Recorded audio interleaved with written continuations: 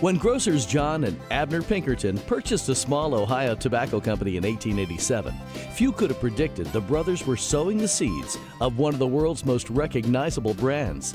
In 1901, they established Pinkerton Tobacco Company, and then in 1904, they started developing the recipe for Red Man chewing tobacco. More than a century later, Red Man remains synonymous with chewing tobacco. My father chewed tobacco, and people that worked on farms or worked in various industries, and wherever you would go, people would be chewing Red Man chewing tobacco.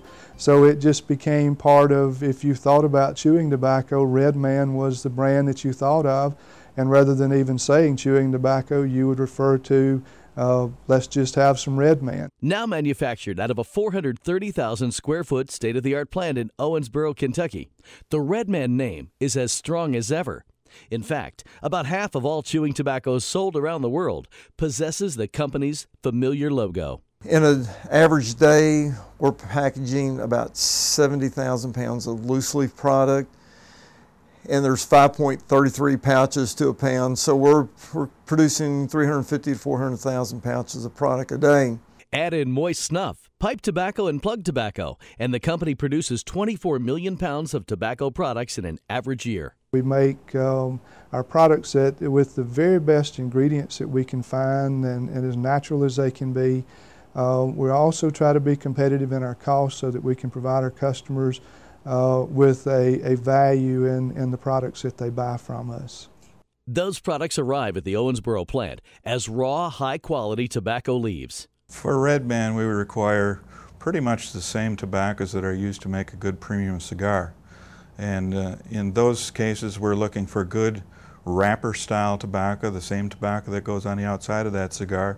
It needs to have good ripeness to it, be elastic, have the ability to absorb and hold the flavors that our consumers expect to find in a good chew of Red Man.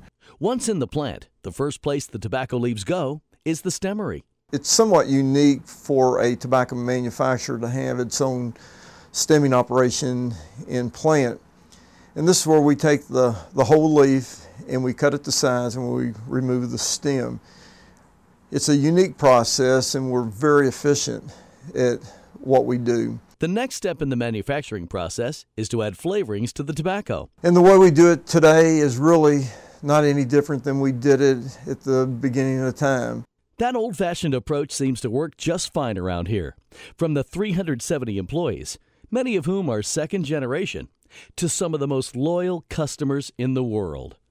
Well, I think that because it's been around for so many years, for 105 years, the quality of the product and the recipe that's used is almost the same as the original recipe. What we're looking for is good ripe tobacco that's grown on the upper portion of that plant that has good flavor to it and has those qualities that married together with the flavorings that are added in the processing here at the plant deliver exactly what that consumer has enjoyed for the past 100+ years and should expect to get when he buys the next pouch off the shelf at the store.